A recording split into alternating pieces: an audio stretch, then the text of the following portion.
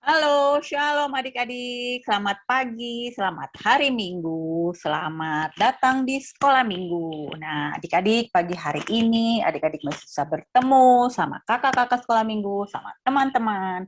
Sehat, tidak kurang satu apapun. Kita datang untuk memuji-muji nama Tuhan. Adik-adik sudah siap ya? Kita mau naikkan pujian Bapa, ku datang padamu.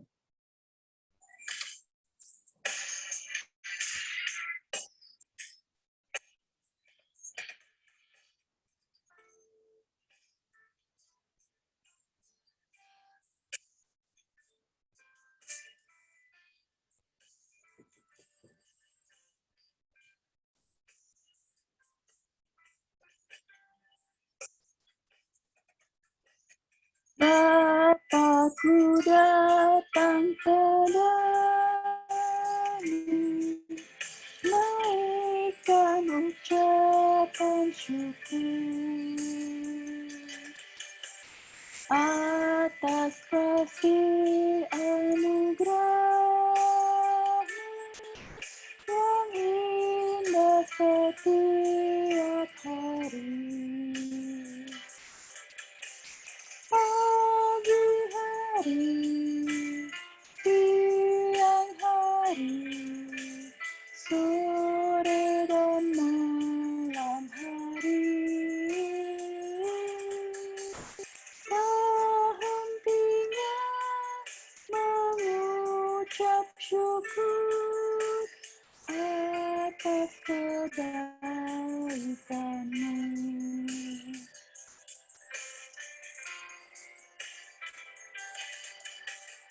Bapa-Ku datang padamu, naikkan ucapan syukur atas kasih anugerah-Mu yang indah setiap hari. Pagi hari, siang hari, sore dan malam hari. Tak hentinya mengucap syukur atas kebaikan-Mu. Pagi hari, siang hari, sore dan malam hari. Tak hentinya mengucap syukur atas kebaikan-Mu. Nah, adik-adik, sekarang sebelum kita memulai sekolah minggu kita, mari kita bersatu di dalam doa.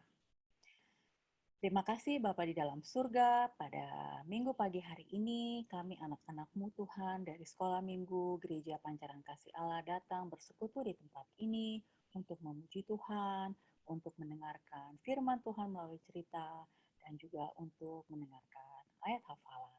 Tuhan Yesus berkati ibadah kami, pimpin kami dari awal, pertengahan, sampai dengan akhirnya, agar ibadah ini boleh berjalan seturut dengan kehendak Tuhan. Berkati untuk seluruh adik-adik dan juga kakak-kakak sekolah minggu yang bertugas, sehingga bisa melayani dan adik-adik bisa mendengarkan firman Tuhan ini, dan bisa mengerti apa yang diajarkan oleh kakak-kakak sekolah minggu. Terima kasih ya Bapak, di dalam nama Tuhan Yesus kami berdoa dan mengucap syukur. Haleluya, amin. Nah, adik-adik masih siap untuk memuji nama Tuhan? Yuk kita nyanyi lagu sekolah minggu yang paling sering dinyanyiin. Setinggi-tingginya langit. Siap ya?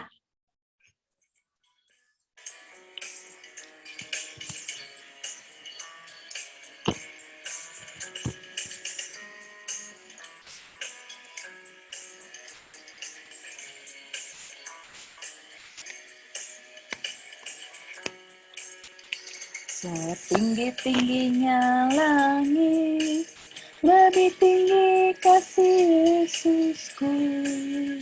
Sedalam-dalam lautan, lebih dalam kasih Yesusku. Seindah-indah pelangi, lebih indah kasih Yesusku. Kasih Yesus, oh kasih Yesus, mengalahkan segalanya.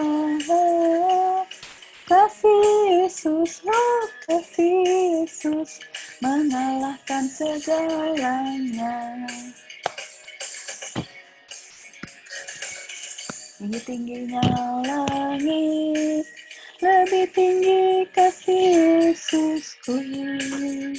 Sedalam-dalam lautan, lebih dalam kasih Yesusku.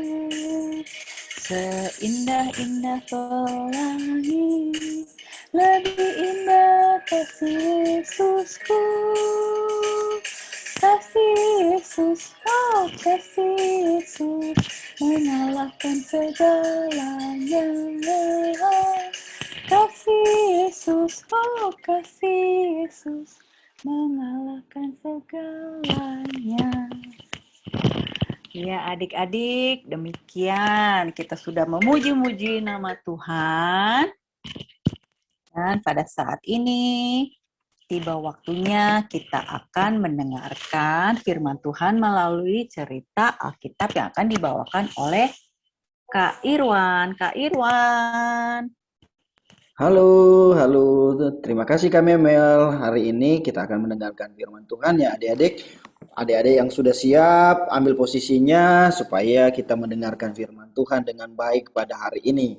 Nah, sebelum Kak Irwan mau cerita tentang firman Tuhan hari ini, mari kita bersatu di dalam doa. Kami bersyukur kepadamu Tuhan Yesus, pada hari ini kembali lagi kami anak-anak sekolah minggu GPSI PKA berkumpul mendengarkan kebenaran firman Tuhan dari YouTube. Tuhan, Engkau yang memberkati Kak Irwan yang akan bercerita pada hari ini, dan kami juga anak-anak sekolah minggu yang mendengarkannya, biarlah kami dapat mengerti, memahami, sehingga firman-Mu Tuhan dapat bertumbuh di dalam diri kami dan juga kami berbuah Tuhan. Terima kasih Bapa yang baik, di dalam nama Yesus kami berdoa, haleluya, amin. Oke, shalom, selamat hari Minggu. Sampai ketemu lagi ya. Kita sudah bertemu pada hari ini. Nah, Kak Irwan mau cerita tentang firman Tuhan hari ini. Sebelumnya Kak Irwan mau saya screen dulu ya. Nih, bahan cerita kita hari ini. Oke. Kalau sudah tampil di layar adik-adik, saat ini kita akan mendengarkan firman Tuhan dengan judul yaitu Saat Iblis Menggodaku. Wah, judulnya ngeri juga ya, Saat Iblis Menggodaku. Firman Tuhannya di dalam 1 Petrus 5 ayatnya yang ke-8. Yang ada Alkitabnya bisa dibuka tuh di dalam 1 Petrus pasalnya yang ke-5 ayatnya yang ke-8. Kak Irwan kasih waktu 15 detik deh untuk buka Alkitab. Oke, sudah buka? Nah, oke. Kak Irwan akan bacakan untuk kita pada hari ini tentang firman Tuhan yang tertulis di dalam Petrus 5 ayat 8. Kita akan membaca hari ini yaitu di dalam 1 Petrus pasal yang ke-5 ayatnya yang ke-8. Kak Irwan bacakan untuk kita. Sadarlah dan berjaga-jagalah. Lawanmu si iblis berjalan keliling sama seperti singa yang mengaum-ngaum dan mencari orang yang dapat ditelannya. Oke, sekali lagi Kak Irwan bacakan ya. Coba ikuti pelan-pelan. Sadarlah dan berjaga-jagalah, lawanmu si iblis berjalan keliling sama seperti singa yang mengaum-ngaum dan mencari orang yang dapat ditelannya. Nah, adik-adik, hari ini kita berbicara tentang si iblis yang sering sekali menggoda kita. Nah, adik-adik, dari pelajaran minggu pertama, minggu kedua bulan ini sampai minggu ketiga, itu kan berbicara tentang bagaimana iblis menggoda manusia. Namun sebelum kita jauh bercerita tentang godaan iblis, ayo kita belajar lagi siapa sih itu iblis. Nah, Kak Irwan akan mengajarkan kembali kepada kita, iblis itu adalah salah satu malaikat yang bernama Lucifer yang dibuang dari sorga karena melakukan pemberontakan kepada Allah dengan mempunyai niat untuk menyamai Allah. Nah, di video Superbook yang minggu-minggu sebelumnya itu kakak-kakak guru sekolah minggu kan sudah memberikan untuk ditonton tuh waktu si Lucifer itu dengan si Gabriel waktu di sorga dan mereka bertengkar karena si Lucifernya mau menyamai Allah. Dia mau berkuasa, dia mau memiliki segala sesuatu, bahkan dia mau memimpin semua ciptaan Allah. Tetapi Allah tidak mengizinkan dia, akhirnya si Lucifer itu dibuang. Nah, itulah yang kita kenal dengan si iblis. Nah, adik-adik pertanyaannya adalah, apa saja sih godaan iblis yang pernah kita alami? Kan judul kita hari ini, Saat Iblis Menggodaku. Nah, apa saja sih godaan-godaan iblis yang pernah kita alami dalam hidup kita? Nah, Kak Irwan ada beberapa poin nih hari ini yang mau diceritakan. Nah, iblis menggoda kita untuk tidak berdoa. Nah, iblis itu sangat suka menggoda kita, adik-adik. Kalau kita mau berdoa nih, aduh, udahlah jangan berdoa, tidur aja gitu kan. Atau misalnya papa mamanya ngajak berdoa nih, ayo kita doa sama-sama. Nah, si iblis datang tuh, udah pura-pura tidur aja, biar nggak ikut berdoa. Nah, pernah nggak sih alami kayak gitu? Kalau pernah alami nanti di komen ya di YouTube kita, bilang, Kak, aku pernah alami itu. Aku pernah alami waktu aku mau berdoa, digodain, jangan doa gitu. Atau poin yang kedua nih, main-main saat guru sekolah minggunya sedang bercerita tentang firman Tuhan.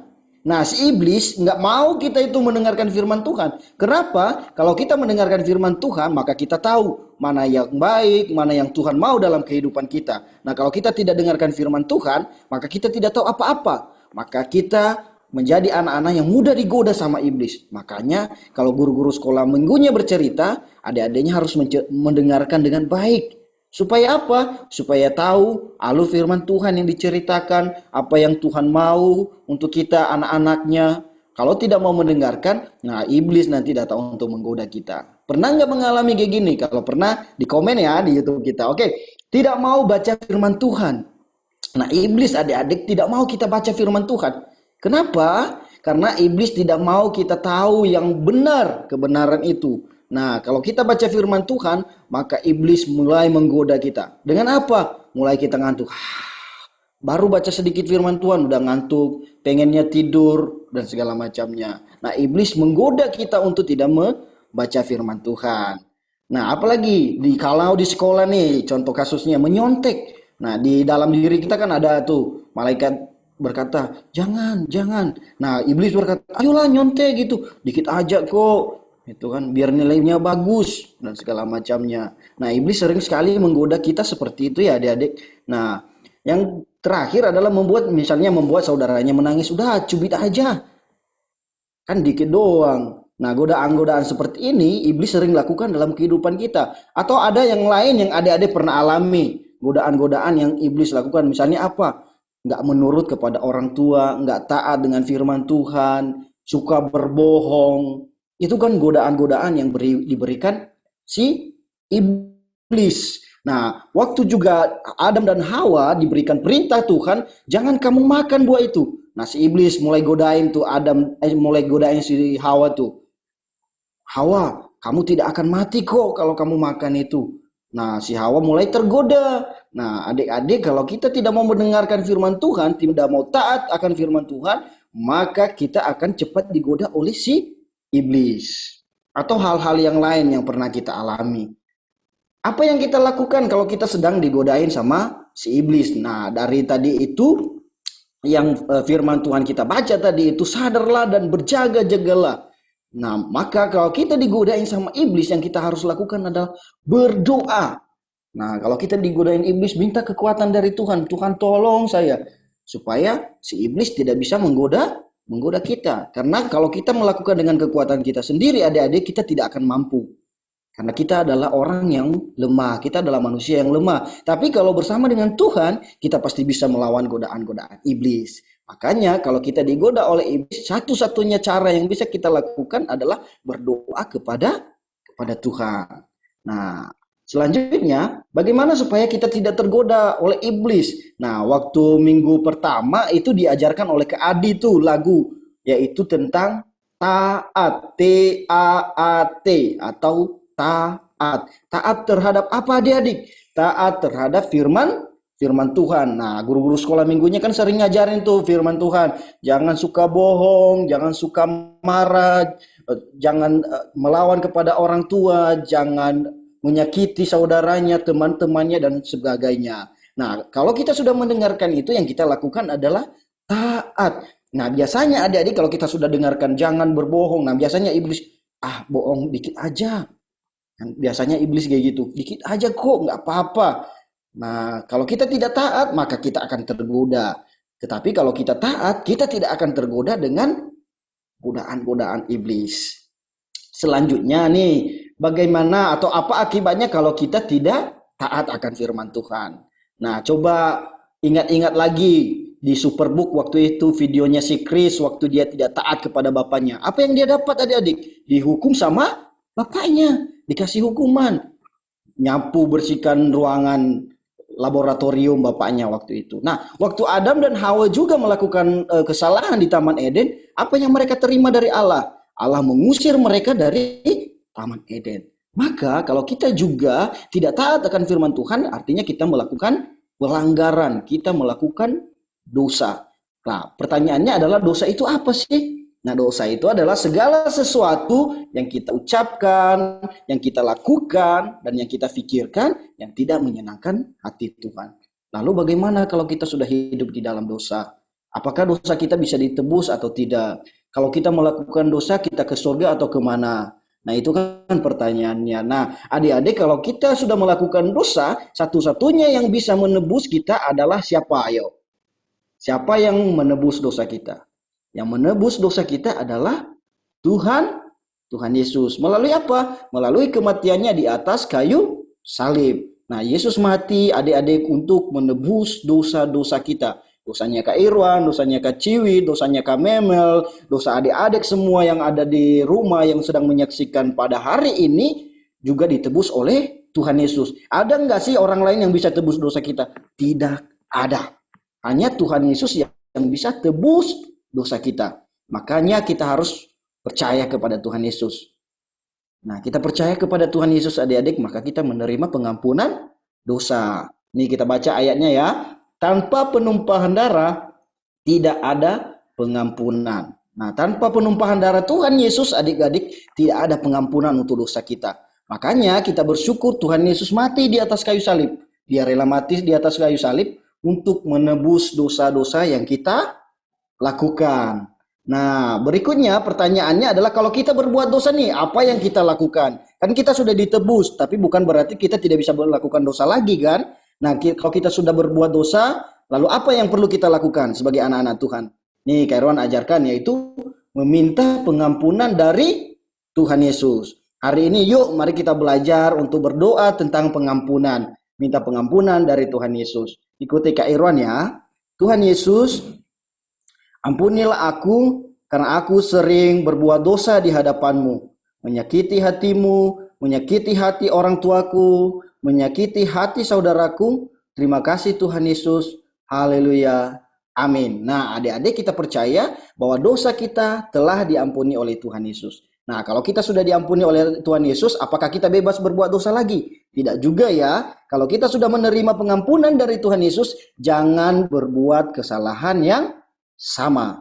Nah, soalnya nanti kalau kita tidak taat lagi, maka kita akan mendapatkan hukumannya. Sama seperti si Kris waktu itu, sama seperti Adam dan Hawa yang sudah melakukan kesalahan waktu itu yang tidak taat akan firman Tuhan. Nah, kalau hari ini kita sudah dengarkan firman Tuhan untuk melawan godaan iblis adalah yang pertama tadi apa? Yang pertama kita taat akan firman Tuhan, yang kedua kita berdoa, yang ketiga terus kita berjaga-jaga. Karena kenapa? Karena di pembacaan kita di awal tadi bahwa iblis itu seperti singa yang mengaum-ngaum. Artinya apa? Sewaktu-waktu dia bisa menerkam kita. Dia lihat nih, siapa nih yang bisa gugoda nih.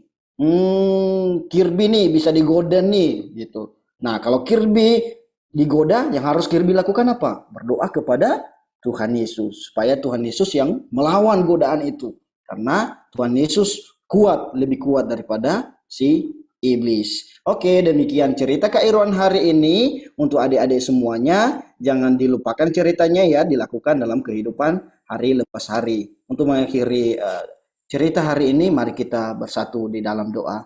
Kami bersyukur kepadamu Tuhan untuk firman-Mu yang sudah kami dengarkan hari ini dari ceritanya Kak Irwan. Kiranya Engkau yang memberkati kami anak-anak-Mu Tuhan, biarlah kami dapat mengerti, memahami, bahkan dapat melakukan dalam kehidupan kami hari lepas hari. Terima kasih Bapa yang baik, di dalam nama Yesus kami berdoa dan mengucap syukur. Haleluya. Amin. Oke, selanjutnya. Ya, salam adik-adik, selamat hari Minggu. Bagaimana kabar adik-adik di rumah masing-masing? Kak Adi berharap adik-adik semua dalam keadaan sehat-sehat selalu. Pada saat ini, tadi kita sudah mendengarkan cerita dari Kak Irwan mengenai godaan si iblis, dan saat ini kita akan membacakan ayat hafalan kita dalam 1 minggu ke depan. Kak Indri, ya terima kasih Kak. Ya, ayat hafalan kita adik-adik dalam 1 minggu ke depan ini terambil dalam kitab Matius pasal 26 ayat 41a.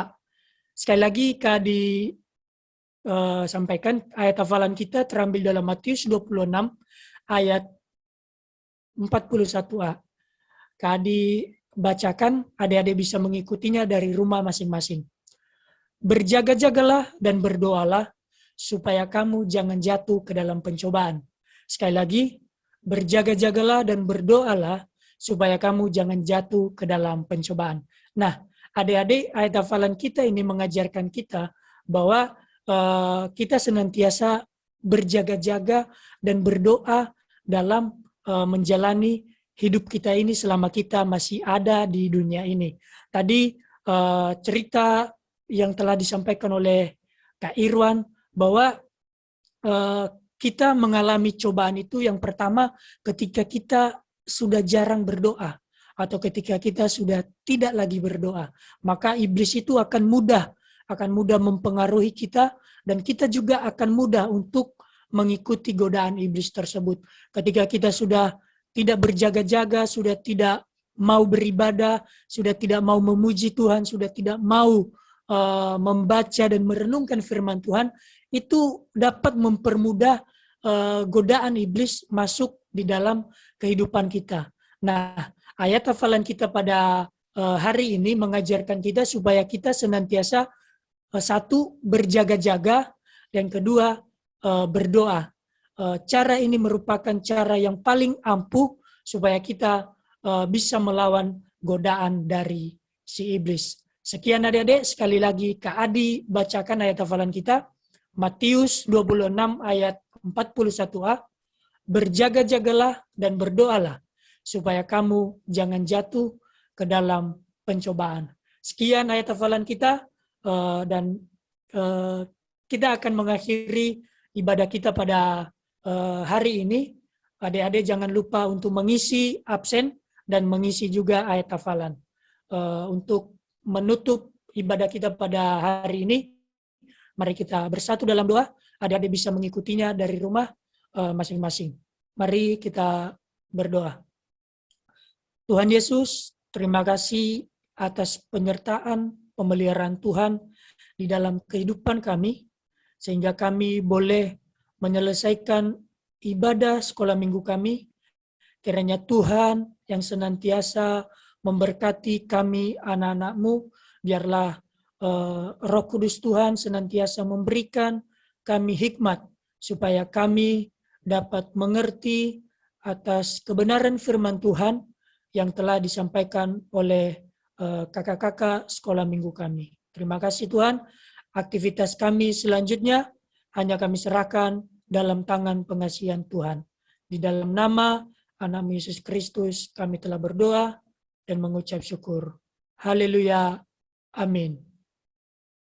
Selamat hari Minggu adik-adik. Sampai jumpa minggu depan. Jangan lupa untuk bergabung lagi bersama kita di ibadah sekolah minggu melalui via Zoom. Terima kasih. Tuhan Yesus memberkati. Shalom.